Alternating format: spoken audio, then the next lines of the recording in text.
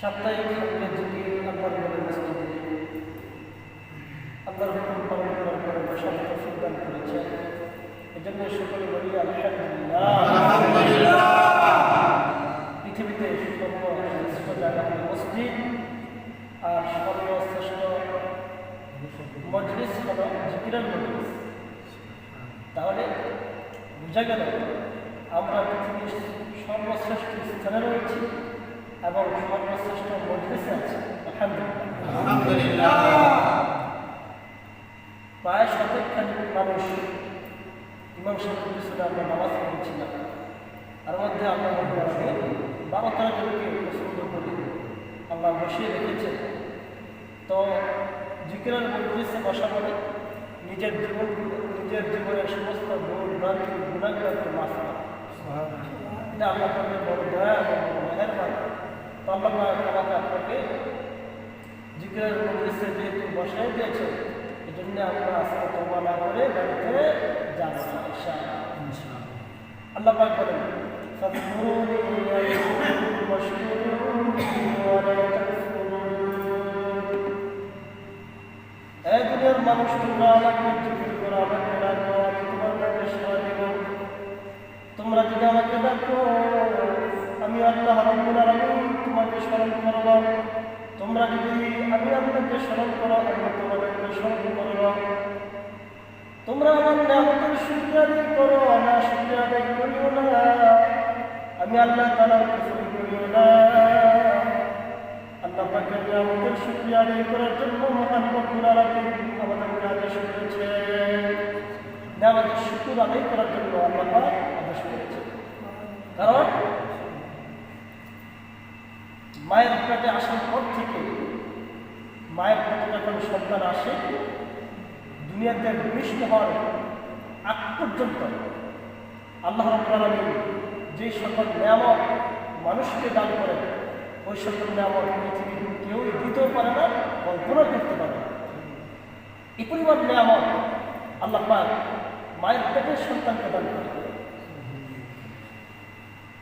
মায়ের পেট থেকে আসার পর মৃত্যুর আগ পর্যন্ত আরেক ধাপে আল্লাহ পাক নিয়ামত দান করেন, যে নিয়ামত পৃথিবীর কেউই দিতে পারে না। প্রতিটা সেকেন্ডে আমরা শ্বাস নিঃশ্বাস নিচ্ছি, অক্সিজেন নিচ্ছি, এটা সম্পূর্ণ আল্লাহ পাকের দয়া। যদি 1 মিনিটের জন্য সারা পৃথিবী থেকে বাতাসকে আল্লাহ পাক বন্ধ রাখে, অক্সিজেন বন্ধ রাখে, পৃথিবীর সকল বাহ্যতা 1 মিনিটের মধ্যে শেষ। কত বড় নিয়ামতের মধ্যে আমি আল্লাহ আছে। এজন্য মালিক ডাকতে বলেন ফাযকুরুনি আযকুরকুম ওয়াশকুরুনি ওয়া লা তাকফুরুন। তোমরা আমার শুকরিয়া আদায় করো, আমি তোমাদেরকে নিয়ামত বাড়ায় দিব।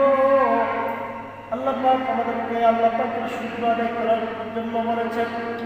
শুকরিয়া আদায় হবে কিভাবে? আল্লাহ পাক প্রথমেই বলেন ফাযকুরুনি আযকুরকুম, তোমরা আমার শুকরিয়া আদায় করো জিকিরের মাধ্যমে। কারণ শুকরিয়া আদায় একমাত্র আল্লাহরই করতে হবে, জবান দিয়ে মালিককে ডাকতে হবে। কারণ মালিক আমার আপনার প্রতি এত দয়া, এত মায়া করছেন, পৃথিবীর কোনো মানুষ এত মায়া, এত দয়া করে না। আমি আপনার যখন মায়ের পেটে ছিলাম, জবানটাকে আল্লাহ পাক পবিত্র রাখার জন্য মহান রব্বুল আলামিন মায়ের নাভির সাথে সন্তানের নাভির কানেকশন দিয়ে দিচ্ছে, রক্ত খাওয়ায় খাওয়ায় বড় করছে। এরপরে আল্লাহ রাব্বুল আলামিন যখন এত সংকীর্ণ জায়গা দিয়ে একটা সন্তানকে আল্লাহ পাক দুনিয়াতে আনেন। এত বড় একটা রিস্ক নিয়ে মৃত্যুর সাথে পাঞ্জা লড়ে সন্তান যখন দুনিয়াতে আসে, দুনিয়াতে সব কিছু আসে তার সাথে, দুনিয়ার মধ্যে চক্ষু আসে, হাত পা সব কিছু থাকে, কিন্তু আল্লাহ রাব্বুল আলামিন তার দাঁত দেয় না। কেন দাঁত দেয় না? হাত দিছে, পা দিছে, মাথা দিছে, শরীর দিছে, কিন্তু আল্লাহ রাব্বুল আলামিন দাঁত দেন না। কারণ দাঁত দিলে মায়ের কষ্ট হবে, মায়ের স্তন কামড় দিলে মায়ের কষ্ট হবে, এজন্য আল্লাহ রাব্বুল আলামিন দাঁত দেন না। সন্তান যখন আস্তে আস্তে বড় হয়, শক্ত খাবার খাওয়া শিখে, আল্লাহ রাব্বুল আলামিন আস্তে আস্তে দাঁত দেয় যেন মায়ের কোনো কষ্ট না হয়। এত দয়া, এত মায়ের করে আল্লাহ রাব্বুল আলামিন আমাকে আপনাকে বানাইছে, আমাকে আপনাকে দয়া করে আল্লাহ বানাইছে। তুমি মালিক ডাকতে বলে তোমরা আমার কাছে তোমরা আমার শুকরিয়া আদায় করো, শুকরিয়া আদায় করো। শুকরিয়া আদায় হবে বেশি বেশি জিকিরের মাধ্যমে, আল্লাহকে স্মরণ করার মাধ্যমে। এজন্য বন্ধুগণ, সবসময় আপনাকে স্মরণ করা, আপনাকে ডাকা। আপনার সন্তান কেবল আপনাকে ডাকলে আপনার কাছে ভালো লাগে, আব্বা বলে ডাকলে আপনার অন্তরটা জুড়ে যায়। মাকে যখন সন্তান মা বলে ডাকে, মায়ের দিনের ভিতরে যেমন শান্তি লাগে। বান্দা যখন মালিককে মালিক বলে ডাকে, মালিকের দিনের মধ্যে বড় শান্তি লাগে, বড় ভালো লাগে। এই জন্য ফেরেশতা ইব্রাহিম নবীকে ডাকতে বলে, ফেরেশতা আল্লাহকে ডাকতে বলে, আল্লাহ তুমি তোমার নবী ইব্রাহিমকে এত ভালোবাসো কেন? আল্লাহ পাক ফেরেশতাকে বলে, তোমরা কি জানো না ইব্রাহিম তার সমস্ত কিছু আমার জন্য দিয়ে দেয়, তোমরা কি পরীক্ষা করতে চাও? ফেরেশতা মানুষের ভিতরে ইব্রাহিমের বাড়ির সামনে এসে ডাক দেয়, আল্লাহ বলে ডাক দিল। ইব্রাহিম নবী ঘর থেকে বের হয়ে গেল, কে আমার মালিকের নাম দিয়ে ডাকতেছে, আমার বড় মজা লাগে, আমার বড় ভালো লাগে, কে ডাকতেছে?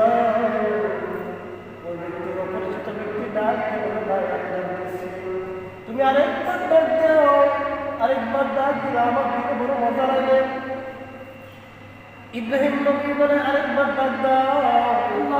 ওই অপরিচিত ব্যক্তি বলে, ডাক দিলে কি দিবা? আমার বাড়ির যত সাকিবগুলো আছে সব ওই আল্লাহ বলে ডাক দিচ্ছে, ইব্রাহিম নবীর বড় মজা লাগে, সব সাকিবগুলো দিচ্ছে। আবার ডাক দাও। ওই আগন্তুক ব্যক্তি বলে, আবার ডাক দিলে তুমি কি দিবা? আমার বাড়ির সমস্ত ওটগুলো তোমাকে দিয়ে দিব। আবার ডাক দিল, ওটগুলো দিয়ে দিব। আবার ডাক দাও না, আরেকবার ডাক দিলে তুমি কি দিবা? আমার সমস্ত সম্পদগুলো তোমাকে দিয়ে দিব, দিয়ে দিব। আরেকবার ফেরেশতা ডাক দিল, সমস্ত সম্পদ দিয়ে দিল। ইব্রাহিম নবী ডাক দিল, আরেকবার ডাক দিল, আমার দিকে বড় মজা লাগে। আরেকবার ডাক দিলে তুমি কি দিবা? আমার বাড়ির সমস্ত সম্পদ সাগরকে আসলে সব দিয়ে দিচ্ছি। আল্লাহ রাখার জন্য একজন কামলা লোক দরকার পড়লে যদি আরেকবার মালিককে ডাক দাও, তোমার ঘরের পাহারাদার হয়ে যাব, তোমার সাগরের রক্ষা হয়ে যাব, তোমার উটের রক্ষা হয়ে যাব। ওই ফেরেশতা আবার ডাক দিল, বড় মজা লাগে, বড় মজা লাগে।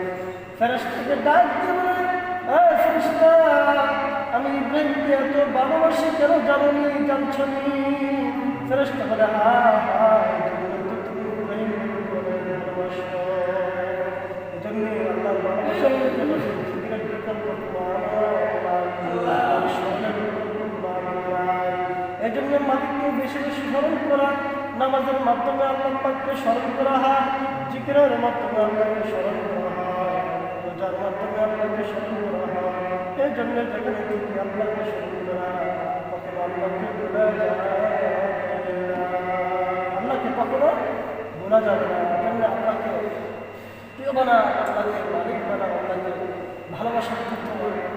ভালোবাসবেন তো আল্লাহকে ভালোবাসা।